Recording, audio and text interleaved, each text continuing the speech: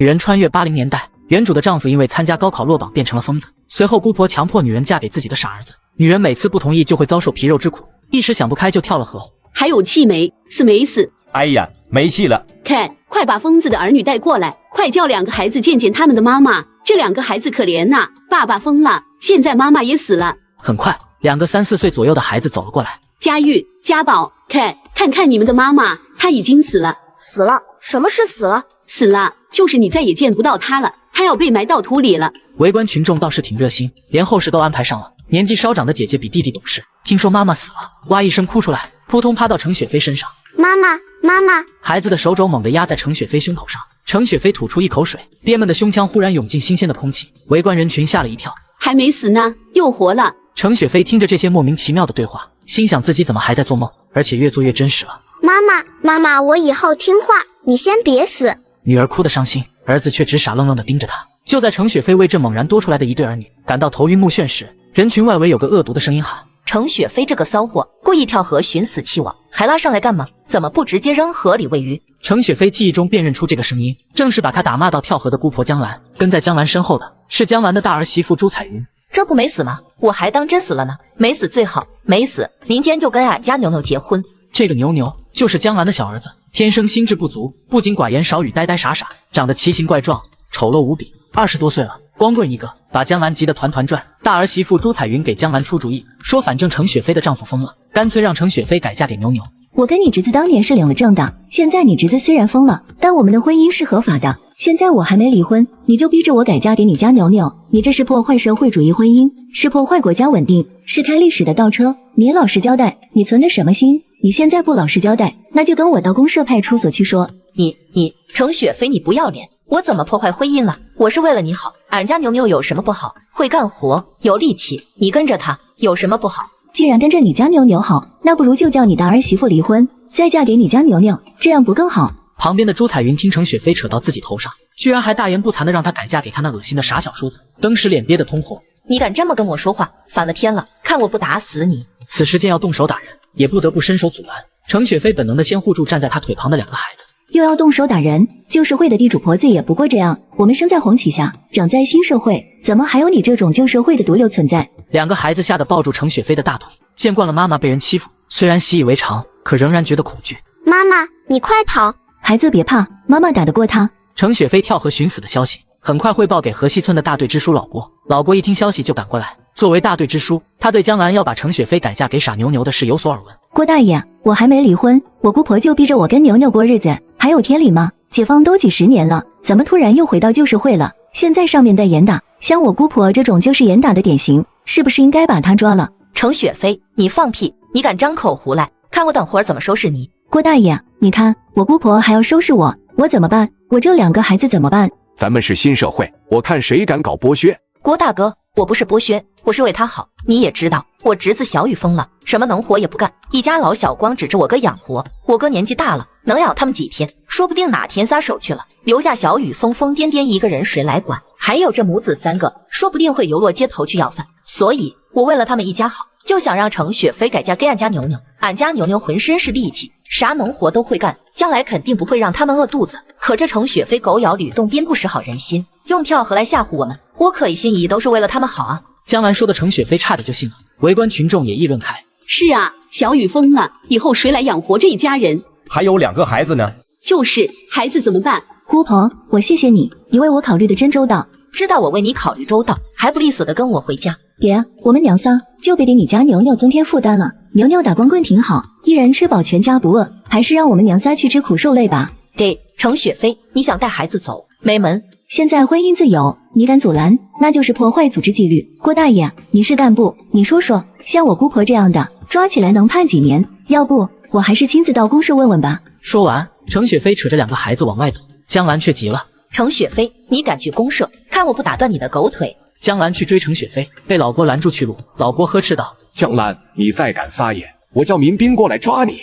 郭大哥，你给评评理，这是程雪飞做的过不过分？我都是为他好，他非但不领情，还跟我继儿的，他就没把我这个姑婆放在眼里。那你把国家纪律放在眼里了吗？这时候，江兰的儿媳妇朱彩云从人群里走出来。郭大爷，我妈说话太激动了，你别怪她，她真的是为小雨一家着想，让雪飞改嫁给牛牛。是最合适不过的。你放心，等雪飞嫁到我们家，我这个当嫂子的一定会好好照顾她。老郭听说了，让程雪飞改嫁给牛牛，就是这个朱彩云的主意。嫁进来3年多，没生个一儿半女，还成天打扮的妖里妖气，有事没事站大街，跟村里一帮小伙子打情骂俏，把村里那几个年轻后生都带坏了。别说些没用的，现在新社会不兴旧社会那一套，结婚离婚都是个人自由，谁也不能干涉。小雨媳妇愿意怎么样，那是她自己的事。可是郭大爷，牛牛是你侄子，你怎么能眼睁睁看你侄子打光棍？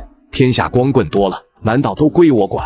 江兰没想到这个老郭胳膊肘朝外拐，很不服气。郭大哥，别的光棍不跟你叫大爷，俺家牛牛天天跟你叫大爷，你能忍心不管？叫我亲爹也没用，话我给你撂着，现在上面严打，偷条裤衩都能抓起来关几天。你们再敢欺负到小雨媳妇门上，公社里要来拿人，我可拦不住。程雪飞领着2个孩子往家里赶，本来他还有点迷糊，但被江兰和朱彩云那俩货逼得快速进入剧情。回到家后，程雪飞收拾着行李就要回娘家，女儿疑惑地问道：妈妈，你要干嘛？咱们去姥姥家。听说是去姥姥家，佳玉高兴地拍起小手。好，我喜欢姥姥，喜欢姥爷，喜欢大舅舅还有小舅舅。程雪飞笑了笑，小孩的反应是最真实的，谁真心对他好，他就喜欢谁。等一下，佳玉她吗？你先等一下。爷爷，妈妈要带我们去姥姥家。程雪飞心想不妙，江山不会是来阻拦自己的吧？佳玉她吗？你要回你妈那，我不阻拦你，但你等等，等我来了你再走。片刻后，江山推出一辆自行车，来到程雪飞面前，满脸愧色地说：佳玉她吗？刚才我都听说了，你万万不该去跳河寻死。小雨已经疯了，你要是再有个3长2短，佳玉家宝怎么办？你要走，我不阻拦你。佳玉家宝你都带着，我一个人又要下地干活，又要照顾小雨，实在忙活不过来，劳累你照顾好这2个孩子。以后每年春秋2季，我收了粮食去给你送粮，别让佳玉家宝缺了吃穿，行不？江山说着说着，声音哽咽起来，眼角也湿了。您老放心吧，我会照顾好孩子，粮食不用给我送，留着你跟小雨吃，我能养活孩子。不管怎么样，佳玉家宝永远是你孙子孙女，永远也改变不了，是不是？佳玉家宝。是的，您永远是我们的爷爷。江山无比怜爱地看着2个孩子，这就是祖孙亲情，有时候比母子之间的感情更真挚。家里也没什么值钱的好拿走的，这辆车给你吧，回去路远，别把孩子累着。程雪飞错愕地望着江山沟壑纵横的脸，要推辞，江山又说：车不是给你的，是给佳玉家宝的。佳玉听说是给自己的，高兴地喊：坐洋车了，坐洋车了。一直沉默的家宝也往自行车前面大梁上爬，程雪飞只能扶住自行车，声音艰难地说：谢谢吧。江山又快速从口袋里摸出1把钱：佳义，给你买糖吃的，拿好。谢谢爷爷。程雪飞没看清具体有多少钱，但他猜出来这是给她嫁妆的补偿。本地有条不成文的规定，女子的嫁妆是不能带回娘家的，会给娘家带来厄运，所以程雪飞结婚时的东西都留在这里。程雪飞只知道这个公公为人老实厚道，但没想到能这么为他为孩子考虑。他是担心自己的孙子孙女到了姥姥家会遭人白眼，所以把嫁妆的钱折算给程雪飞了。谁能白白帮别人养孩子呢？爸，你放心吧，等我安顿好了，我会带佳玉家宝来看你的。江山目送程雪飞消失在巷子里，程雪飞刚走不久，江兰跑过来：跟小雨媳妇呢？刚走了。走了，连孩子也带走了，你怎么没拦住啊？江兰痛心疾首到差点当场昏过去。我没拦，我同意他走的。你糊涂呀，你怎么能同意他走呢？我是他姑婆，我不好管，你是他公公，你管他，他敢不听吗？江山自从儿子疯了以后，就有些灰心了，对任何事不闻不问。我不同意他走，难道真的要逼他改嫁给牛牛吗？改嫁给牛牛有什么不好？对，我跟你说掏心窝子的话，我这么做也是为了小雨。你说小雨疯成这样，小雨媳妇年纪轻轻的，20多岁，肯定不能一辈子守一辈子活寡吧？就算他想安安分分在咱家，外面那些光棍混混哪个不惦记小雨媳妇？保不齐哪天就被人勾搭走了，到时候2个孩子一带走，你还指望着小雨再给你生个孙子？到时候咱老江家可就断后了。咱们本来就是外来户，咱妈带着咱兄妹2个要饭要到这来，好不容易熬到解放，咱们在这扎了根。你娶了媳妇，现在又有了孙子，可是现在连孙子都给人带走了，你说你一辈子活着为了什么？不就为了死后有人给烧把纸吗？你现在连孙子都没有了，等100年之后，你和小雨都没了，谁给你们烧把纸？说不定老坟都让姓郭的那帮人给撬了。九泉之下，你还有什么脸见咱老娘？你亏不亏心？我让小雨媳妇改嫁给你外甥，也是为了你们好，为咱老江家好，好歹能把家宝留在这，是不是？你说你怎么这么笨，连这个都想不到？哎，为了你跟小雨，我真是操碎了心了。江兰叨叨不休，江山听了，表情没有任何变化。他虽然木讷，但不是那种意志不坚定、左右摇摆的人。姥姥，姥姥，哎呀，我的小乖乖，你们怎么来了？谁带你们来的？姥姥，我和姐姐可想你了。你这个小人精，越来越会说了。妈，我回来了。雪飞，这是怎么了？妈，你闺女要离婚了，你还要不要？你个熊孩子，说什么不着调的话？我啥时候不要你了？你真的要离婚了？那还有假？老姜家愿意把家玉家宝都给你。是啊，还送了我们一辆自行车。那就好，我不怕你离婚，我就怕你把2个孩子撇在姜家。这么好的孩子，要是跟着他们的爸爸，日后怎么活？到咱家，好歹有我跟你爸，还有立夏跟秋生，咱们一家人还怕养不起2个小毛孩？刘娥发现闺女十分反常，按照闺女的脾气，是怎么也不肯离开那个疯女婿的。一说让她离开，她就抹眼泪。先快进来歇歇，我去给你们做饭。对了，你去看看你奶奶去，她老糊涂了，耳朵又聋，天天打听你，问你怎么老是不来。好啊妈，那我现在就去。等等，怎么了妈？刘娥皱眉，一副手足无措的样子。你不能空着手去，但是家里实在也没什么好带的，怎么办？那就改天买金红糖果子，2斤鸡蛋再补上。不行不行，你奶奶住在你大娘家里，你要空着手去，你大娘说不定门都不给你开。程雪飞琢磨了下，好像真有这种可能。原主每次回娘家去看奶奶，都是提的大包小包。这时，外面来了一位卖油果子的人。卖果子喽，卖果子喽！哎呀，真是巧，这个卖油果子的10天半个月才来一趟，来的真是时候。随后用了3斤麦子才换1斤油果子，对平时只有家里来亲戚或者在外上学的孩子回家，才舍得换一回。紧接着，程雪飞带着2个孩子往大娘家走。经过二大娘家门口时，恰巧二大娘从屋里出来，看到程雪飞手里端着满满一筐油果子，两眼直放光。雪飞来了呀，来上俺家坐坐。程雪飞没想到半路杀出个二大娘，她停下脚步，叫道：“二大娘，家玉家宝，快叫二舅姥姥。”二舅姥姥，二舅姥姥。乖孩子，来，雪飞，快带孩子到屋里坐。说着，二大娘乔翠花走上来拉程雪飞的胳膊，一双眼睛仍然偷偷瞄着那一筐馋人的油果子，脑子里算盘打得噼啪作响。恰巧这时，一个巷子之隔的大娘听到了动静，还以为外面有什么热闹，赶忙提着喂猪的木桶走出来，放眼一看是雪飞来了。雪飞，来看你奶奶了，快别耽搁了，赶紧上俺家去吧，你奶奶天天念叨你。然而二大娘乔翠花却不肯松手，先让雪飞到俺家里喝口热水，俺家也有热水，上俺家喝。要先上二大娘家，那程雪飞必定要留下一半油果子；要先上大娘家，这油果子二大娘也只能闻闻味了。程雪飞见他们两个争得面红耳赤，寻思着不管先上谁家，必定要得罪另一家。随即他一个抽身，就带着孩子往家里回了。雪飞怎么走了？我先回家上趟茅厕。俺家有茅厕，到俺家去上。俺家也有，到俺家上去。程雪飞又端着满满一筐油果子回到自己家，刘娥已经躲在门口听见了外面的动静，只是没敢露面。哎，你说你这2个大娘，前几年一块对付我，从你走了以后，这2年他们自己倒闹起别扭来了。妈，这些果子咱们自己吃吧，给谁都得罪人。早知道我就不换那么多了，整整6斤小麦磨成面粉，够我蒸好几锅馒头。就在这时，程雪飞的父亲程发达回来了。爸回来了。是啊，闺女。老爷，老爷。程发达一听2个孩子的声音，那张不苟言笑的脸上终于露出笑脸。家玉家宝都来了，雪飞不要怕，有我跟你妈在，饿不到你们娘仨。放心吧，我有手有脚，饿不到我自己。这才对，这才是咱老程家的闺女。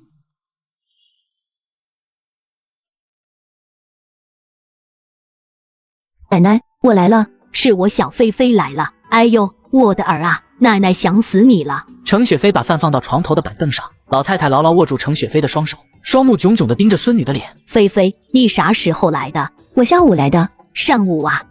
那你怎么才来看我？程雪飞突然想起奶奶耳朵不好，就趴在奶奶耳边大声喊：下午我刚来没多久。喝酒啊？谁家喝喜酒了？奶奶，不是喝喜酒。不喝喜酒啊？那是什么？没事，奶奶你吃饭吧。程雪飞在心里叹了口气，她知道奶奶耳朵有点聋，但没想到聋得这么厉害。菲菲，你瘦了吧？是不是在婆家有人欺负你？程雪飞心想，奶奶耳朵不好，要把一件事跟奶奶说清楚，得费无数口舌。大爷和二大爷一家没有谁有那个耐心把他的事跟奶奶说清楚，所以自己过得怎么样，奶奶一概不知。奶奶，你怎么哭上了？我苦命的菲菲，你说那女婿好好的，怎么就疯了呢？程雪飞不敢扯开嗓子劝老太太，只怕老太太没听见，被过路的人听得一清二楚，那就尴尬了。老太太正哭着，刘娥走了进来。雪飞，回家吃饭吧，饭快冷了。刘娥又走到老太太床前，很有经验的手摸着自己的肚子，用不大的声音说：妈，你孙女还没吃饭，让她先回家吃饭。你这孩子，你哄我，我问你吃没吃，你说吃了，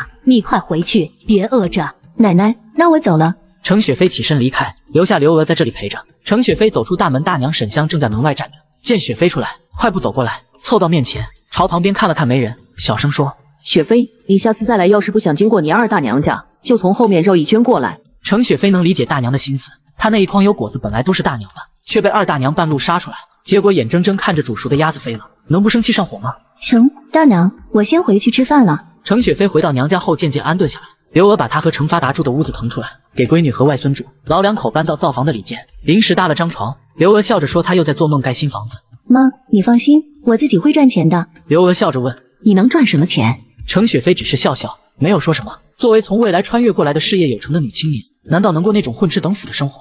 然而第二天，公公江山骑车借来的自行车来到了程雪飞家门口，他给程雪飞送来半筐红心萝卜、2个冬瓜，还有鸡尾新鲜的鲤鱼。离婚的事我已经在村支书老郭那开了证明，今天上午送到公社去了，就是小雨的高中同学，他同意帮忙，让你抽个时间直接去找他，他会帮你把离婚证办了。刘娥对江山愿意帮忙离婚的事感到不可思议，她本来还担心江山会横加阻拦，没想到江山如此开明。刘娥又是感激又是愧疚。刘娥留江山在家吃饭，江山不肯。辛苦你们帮忙照顾家玉家宝，要是缺了什么，直接去找我，我会想办法解决。你放心吧，这2个孩子交到我们手里，我们绝不会亏待他们，我们一定给你养得白白胖胖的。江山点点头，骑着车子走了。江山走了以后，刘娥连连感慨，真是个好人呐，为什么好人没好报？随后到了晚上，刘娥就把事情跟程雪飞说了一遍，让她明天早上去办理手续。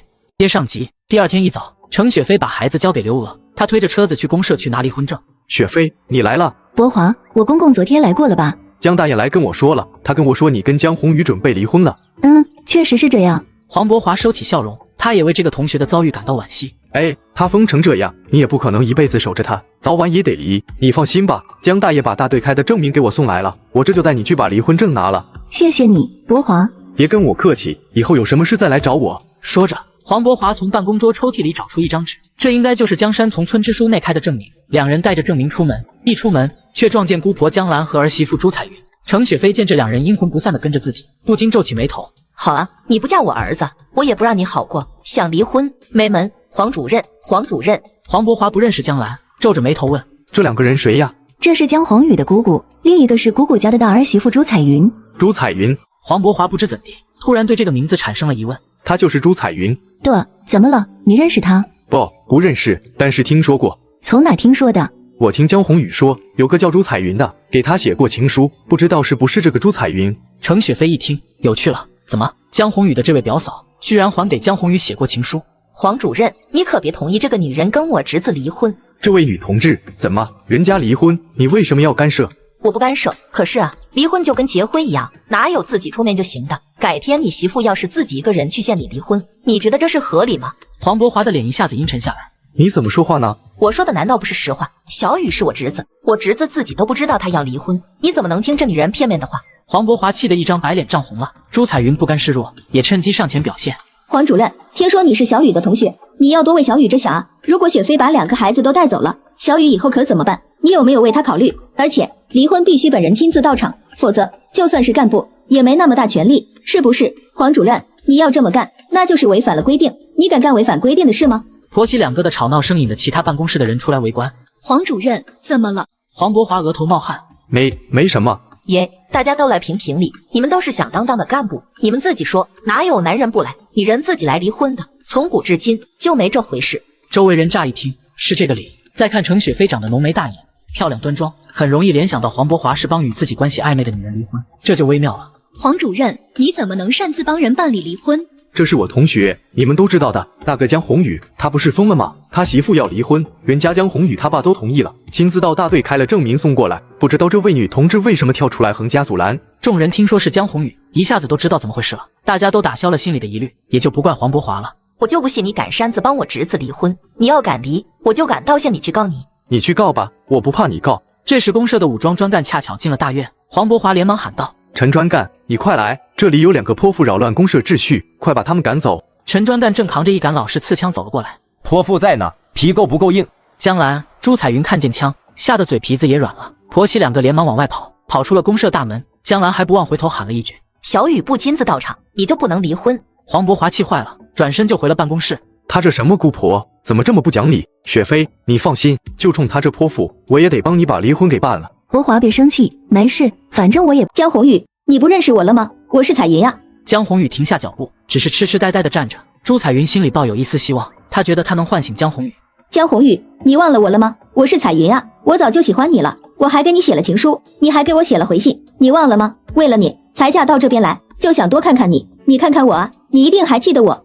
好啊，朱彩云，你这个婊子，原来你嫁给我另有图谋。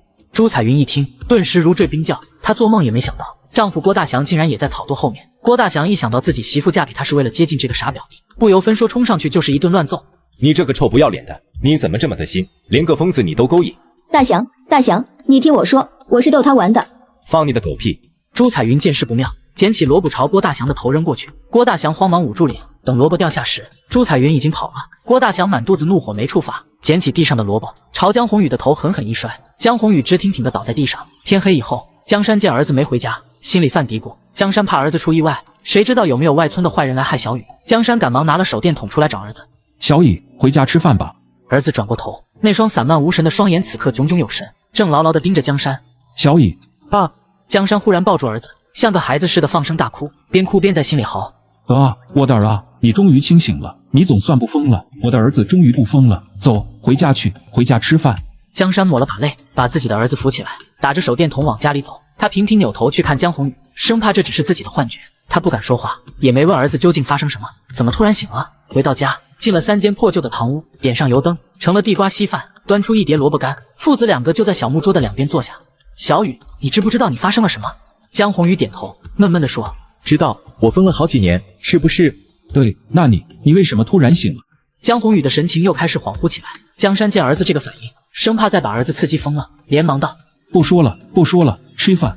江宏宇垂下眼睑，感慨道：梦了一辈子，疯了一辈子，该是清醒的时候了。对了，雪飞跟孩子呢？他昨天已经把证明送到公社去了，说不定程雪飞已经办完离婚了。想到这个，江山觉得自己做错了，不该操之过急。我前几天好像在路边看见雪飞了，她骑着你的自行车，带着2个孩子，孩子好像还喊我了。你能记得这些？我大概能记得我曾经看见过什么，记得不是很清楚。小雨，这几年你媳妇带着孩子受了不少苦，前几天你媳妇提出要跟你离婚，我也同意了，但是没关系，你明天好好洗刷一下，换身衣服，再把头发理理，买点东西去你丈母娘家一趟，把他们娘仨接回来，一家人就能团聚了。江山说着，脸上漾起了笑容，儿子恢复正常，儿媳妇跟孩子就不用走了，他这一家子全乎了。离婚？如果他想离，我就跟他离。江山愣愣地望着儿子，不敢说什么。看来儿子还是有根神经没恢复正常，竟然能同意跟自己媳妇离婚，难道孩子也不要了？江山不敢问，生怕刺激着儿子。江宏宇突然恢复正常的消息，江山没告诉任何人，因为他害怕这是一场虚空，因为他害怕这接上集。河西大队的人突然发觉有些不对劲。哎呀，小雨呢？这几天咋没看见小雨出来逛？对呀，我说怎么少点什么？咱们大队的守护神哪儿去了？难不成被开黑砖窑的人拐走了？不能吧，要是被拐走了，江山不急疯了。昨天我还见着江山去赶集，买了块猪肉，还买了双解放鞋。小雨要是被拐了，他还有心思买新鞋穿。那能去哪了？众人议论不休。不多久，就见江山推着辆独轮车经过，满脸淡定。江山去哪儿啊？去磨坊磨袋大米。磨大米啊？磨给你家小雨吃吗？磨给我吃。怎么好几天没见着你家小雨，上哪玩去了？在家呢。江山说着话，推着独轮车走过去了。众人都知道江山是个老实人，自从儿子疯了以后，就更加寡言少语，大家也都见怪不怪。看着没，江山说小雨在家呢，是不是媳妇走了，受刺激了？你瞎说，他都疯了，还怎么受刺激？那他躲在家里干啥？过了不多久，从大街北面走来一个笔挺的身影，远远看去，那人又高又瘦，穿一身笔挺的蓝布衣裤，步履稳健，走起路来意气风发。那谁家亲戚啊？不像吧？是不是公社干部？等那人一步步走近了，忽然有人惊道：哎呦，那人像不像小雨？你放屁呢，小雨哪有这么精神？等那人快走到跟前，大家都直勾勾的看，越看越觉得像小雨，于是有人试着喊了一声：小雨。那个身穿蓝布衣裤的高瘦男子朝两边人看了一眼，招呼道：二大爷。他这一叫可不得了，两边的人全都倒抽一口冷气。小雨，真的是小雨。江宏宇褪去了老旧的破棉袄、破棉裤、破棉鞋，换上笔挺的蓝布衣裤，穿上崭新的解放鞋，脸上打理的流光水滑，头发梳得一众人看惯了邋里邋遢的疯子，早就忘记了原来小雨是这副模样。哎呦喂，小雨不疯了，又成咱们大队最俊的小伙了。话说此时的江兰还不知道他那疯侄子已经醒了。牛牛，醒醒，别睡了，带你去找媳妇。媳妇在呢。你表哥的媳妇，喜不喜欢？牛牛用力点头。傻子都知道程雪飞长得标致，谁能不喜欢？光想想就能淌哈喇子。那走，咱们今天去把她带回来，今晚就能给你捂被窝了。牛牛丝毫不觉得害臊，赶忙跳下床，跟着妈妈去找媳妇。考虑到还有2个孩子要带回来，江兰特地让牛牛拉着平板车，江兰坐在平板车上，牛牛在前面拉车。人如其名，牛牛倒真的像头吃苦耐劳的牛。到了程雪飞家门口，江兰从车上下来，冲里面喊：庆姐，我来接人来了，在不在家？刘娥从屋里走出来，看见外面母子2个。你找谁呀？你是雪飞妈妈吧？你忘了我了？我是小雨的姑姑，家喻家宝的姑奶奶。哦，原来是亲戚啊。就是，雪飞，你姑婆来了。话音未落，程雪飞走了出来，看见母子2个，故作惊讶道：一路辛苦，都找到这来了。是啊，我跟牛牛特地来接你回家的，快跟我们回去吧。回去？我跟江宏宇要离婚了，回哪去？当然是回我们家呀。你跟小雨离婚了，正好在跟我们牛牛结婚，我们还是一家人。刘娥眼珠子都要惊掉了，她望了望站在江兰身后大个汉子，那人正一脸嗤笑地看着自家闺女。刘娥当时气得眼冒金星，话都说不出来了。我跟牛牛特地来接你回家的，快跟我们回去吧。回去？我跟江宏宇要离婚了，回哪去？当然是回我们家呀。你跟小雨离婚了，正好在跟我们牛牛结婚，我们还是一家人。我不去告你们一状，你们还真是皮痒痒。江兰要发作，可是想想这毕竟不是自己的地盘，只好忍了。侄媳妇，我这都是为你好，你看看俺家牛牛这一身的力气，有什么不好的？不比我那疯侄子强多了。程雪飞望了望站得笔直的像是随时准备踢正步的牛牛，就你们家牛牛这样的人才，我怎么配得上？那必须是达官贵人家的千金才有资格嫁给他，是不是牛牛？傻牛牛没带听懂，但他仿佛听出程雪飞的语气是在夸他，于是捣蒜般使劲点头。我听说县长家的闺女长得跟仙女一样，牛牛，你还不赶紧拉着平车到县里走一趟，把你新娘子拉回来？你就从这条路一直往南走，上了大路再往东拐，快去吧，去晚了媳妇被别人拉走了。牛牛一听媳妇要被人拉走了，这可不得了，赶紧回头抄起平板车的车把就跑。江兰见儿子跑了，赶忙追上去。牛牛，回来，他骗你呢，回来！他们叫喊的声音引来左邻右舍出来围观，大娘沈香跟二大娘也凑过来。啥事啊？怎么吵吵嚷嚷的？雪飞，你告诉我到底咋回事？妈，你不用理那的泼妇，她就是没事找事。这时程发达从外面回来，见一群人围在自家门口，刘娥又喘不过气的样子，以为被什么人欺负到门上了。怎么有人来找事？刘娥见丈夫回来，心里有了底气，这才说道：雪飞姑婆来了，要把雪飞带走，还说啥了？当着这么多人的面，刘娥实在开不了这个口。程雪飞觉得没什么好害臊的，大大方方地说：我姑婆要把我给嫁给她那傻儿子。程发达当时就愣住了，居然有人要把她这如花似玉般的闺女嫁给那傻子。此时江兰追上牛牛，母子2个又拉着平板车回来。江兰见程发达回家了，高声嚷道：庆姐，你来的正好。放你娘的狗屁，谁特娘的跟你是亲家？江兰笑笑，她知道程发达脾气不好，曾经提着杀猪刀去河西村帮他闺女出气，所以不太敢小瞧这位壮汉。你先别着急上火，听我慢慢说。你闺女看上俺家牛牛了，想跟俺家牛牛结婚。河西村的人都看见他们2个在打谷场上拉扯了，不信你去问问。程雪飞差点笑出来，都以为程发达要打江兰，可是程发达转而朝另一边走去了。不多久，就见程发达拖了一把黑色的杀猪刀来，江兰也吓得不轻，赶忙推到儿子身后，让儿子替他遮挡。庆姐，有话好说，别动家伙。牛牛，那是你老丈人，你快叫吧，叫吧。傻牛牛直愣愣地望着程发达，嘴唇抖了几抖，叫道：爸！我什么时候跟你妈生了你这么个野儿子？老子杀过猪，杀人也不是问题，保证把你杀得整整齐齐的。不信我杀个你看看，你们谁先来？江兰眼看杀猪刀奔到眼前来了，大叫一声，拽着牛牛就跑。杀人也！雪飞他爸，你消消气，别真的砍人。别让老子再看见你们，见一次我打一次。是你们家闺女自己送上门来，要给我的儿媳妇，我好好的儿子都被她教坏了，现在又不认账，你们不讲理。程发达一直盯着江兰母子走出巷子才肯回头，一回头看见那辆平板车，气不打一处来，回屋里找了把锯子，回来就往车把上卷。刘娥一看不得了，赶忙上前阻拦。雪飞他爸，你发什么疯？这是人家的板车，人家还要来找你，把他锯了，你拿什么赔？我不从那泼妇身上割块肉下来，他是不着疼。老三，这么好的车锯了多可惜，卖了也是好的。没柴烧了，砍点柴今晚烧火做饭。他三叔，车上的木板能砍了当柴烧，可这2个车轮烧不着，不如给我吧。程发达将平板车一掀，把2个车轱辘推出来。你要你拿走。于是乔翠花欢欢喜喜地滚着车轮回家了。爹，你是不是打算跟姐夫离婚？对，不过还没拿离婚证。是该离了，就是为了家喻家宝，也得离。姐夫那个人真是可惜了。陛下，我可跟你说好了，考不考大学无所谓，别跟你姐夫似的，大学没考上，人疯了。妈，全国每年高考的人上百万，难不成全疯了？反正高中文凭就够用了，考不考大学无所谓，只要健健康康的，哪怕种一辈子地，这年头只要手脚勤快，就饿不死人。你个老娘们，头发长见识的，你懂什么？考上大学能当大官，跟你种地的农民能一样吗？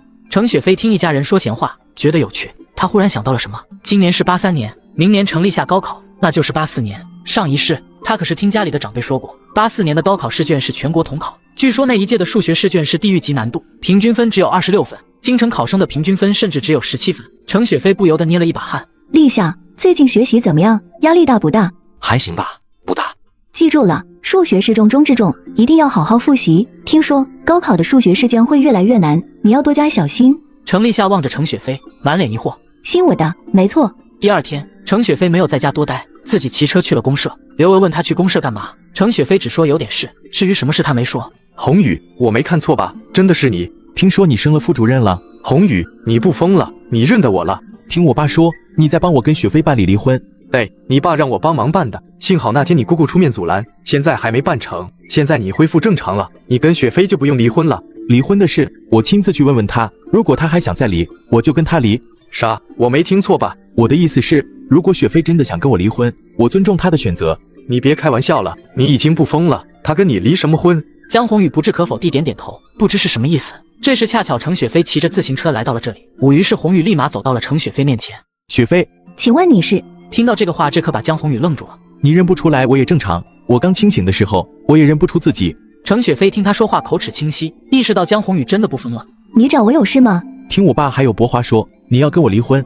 对，是我要离婚的。江宏宇也微微点头，垂下眼睑，心平气和地说，如果你仍然想要离婚，我尊重你的选择。如果你也同意，那正好，今天博华也在，我们赶紧把离婚证拿了。说着，程雪飞朝黄博华看了一眼。雪飞，宏宇已经清醒了，你还要离婚？程雪飞郑重点头。黄博华见劝不动程雪飞，又去劝江宏宇。宏宇，你想清楚了，离婚是大事，你可不能闹着玩。没想到我清醒以后，第一件事就是跟你离婚。程雪飞也不甘落后，装出一副依依惜别的样子。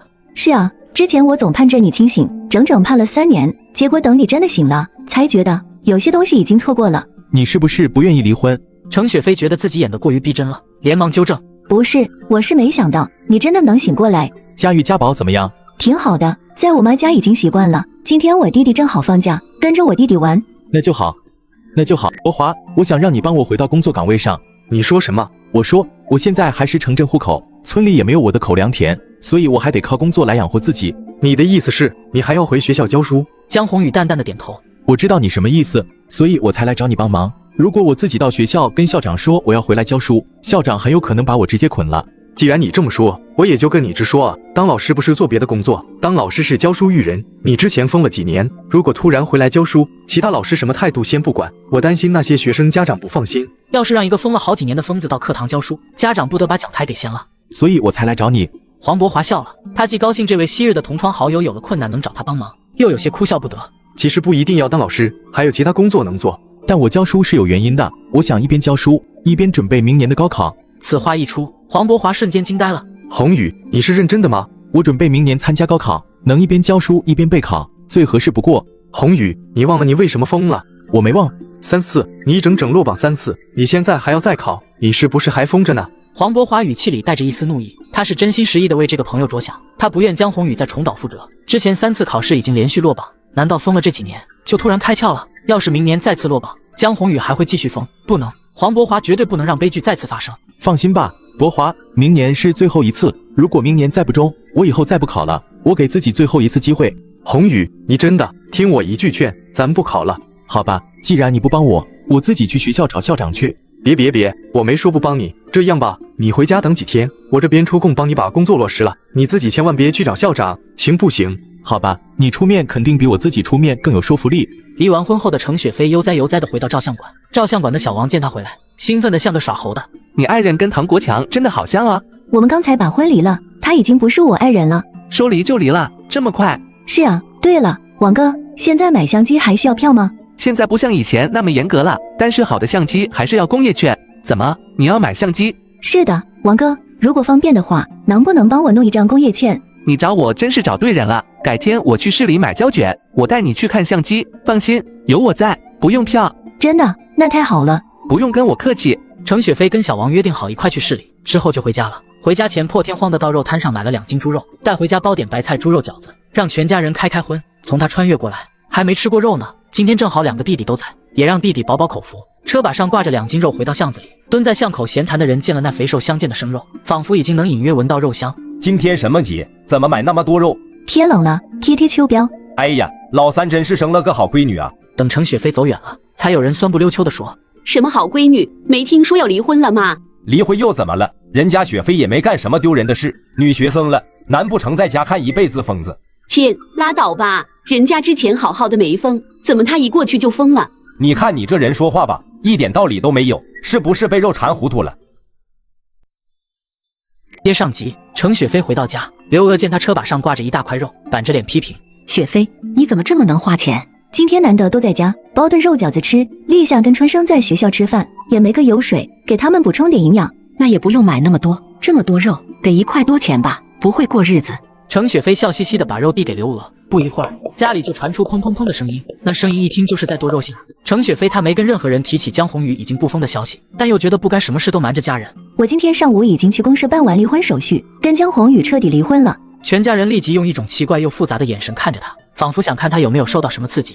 怎么，不希望我离婚吗？离得好，离得好。咱家有小半年没吃肉饺子了，要不是姐姐回来，只怕得等到过年才能吃得上肉饺子。有的吃你就知足吧，我跟你爸结婚那会儿，都饿得皮包骨头。佳玉、家宝2个小家伙也好久没吃肉，顾不上玩耍，趴在碗上埋头大干。兄弟2个在家开了荤。星期天下午，程立夏和程春生都要返校，刘娥已经提前给他们2个拌好萝卜干，炕了2份花生米，又烙了几张葱油饼，还炒了黄豆给他们当零食。打理好一切，程雪飞悄悄给程立夏塞了1块钱，回去坐车吧，为了省几毛钱车钱，把鞋都走坏了。程立夏犹豫了一下，把钱小心地装进里面的口袋里。坐车的地方离村子还有2里地，程雪飞用自行车把弟弟送过去，程立夏不让，说就几步路，几分钟就到了。程雪飞担心程立夏拿着钱不舍得坐车，就坚持把他送到等车的地方，他才回家。立夏，那么巧，姐夫还真是你啊！当年程立夏去公社上初中，江红宇正是程立夏的老师，教他语文和英语2门课程，还是他的班主任。以后跟我叫哥，或者还叫我江老师，我已经不是你姐夫了。程立夏想起昨天听姐姐说了，2人已经正式离婚。可是真正让程立夏感到震惊的是，江红宇不是已经疯了吗？他之前到姐姐家去时，亲眼看见过江红宇疯成什么样，怎么突然恢复了？怎么，你姐姐没跟你们说吗？我姐姐只说你们离婚，但没说你已经清醒了。是吗？她没说。江红宇脸上有些疑惑。既然你一切正常了，为什么不去看看佳玉、家宝？如果他们知道你恢复正常，一定很开心。我会去看他们的。程立夏点点头，低头看看他手里提的那一摞书本，最上面是一沓数学试卷。程立夏脑子嗡的一响，你不会还要高考吧？对，你现在是不是也上高中了？应该上高3了吧？正好明年咱们能一块参加高考了。程立夏震惊的不知该说什么，难怪姐姐没告诉他们姐夫已经清醒了，原来是还没疯够，等明年再落榜了，还得继续疯下去。程立夏没有把心里的话说出来，点头道：好，明年咱们一起高考。当天下午，程雪飞把程立夏送上公交车后，又用自行车把程春生送到公社中学。回去时正好遇到小王从照相馆下班。小王告诉程雪飞，我后天要去市里买胶卷，你要不要跟我一起去看相机？好啊，那咱们就后天看看。程雪飞立即答应，2人约定好后天一块从公社出发，坐车去市里。这时候相机是妥妥的奢侈品，农村一家人全年的收入才能买1台，有的人为了买相机得存好几年钱。后世的人提起相机，多数想的是尼康、柯达、佳能、索尼之类，多数是外国大牌，但其实在80年代是国产相机的黄金年代。这时候有上百个国产品牌，比如友谊、135、海鸥、青岛、凤凰、珠江、天鹅等等许多后来人听都没听过的名字。接上集，小王和程雪飞来到了市里买相机的地方。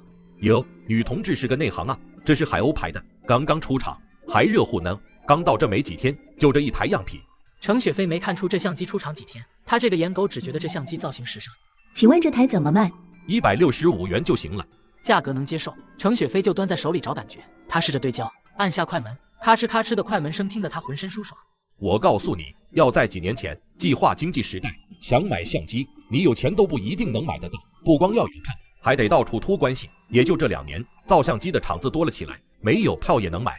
这老师傅说的对，他是赶上好时候了。程雪飞对相机还算满意，当时就掏钱买下了，又买了个3脚架。小程同志，你不会是也要干这门营生吧？程雪飞从一开始就没打算隐瞒，小王这么问，他就直接说他也准备去照相。小程同志，咱们公社已经有1家国营照相馆了，再来第2家，只怕不好干。你别误会，虽然我在照相馆上班，但那照相馆不是我开的，我没有别的私心，我真是为你考虑。王哥，我知道你为我考虑，但你知不知道有一种聚集效应？啥效应？聚集效应，同一个行业聚在一起，不一定会互相抢生意，反而会把这份生意做得更大。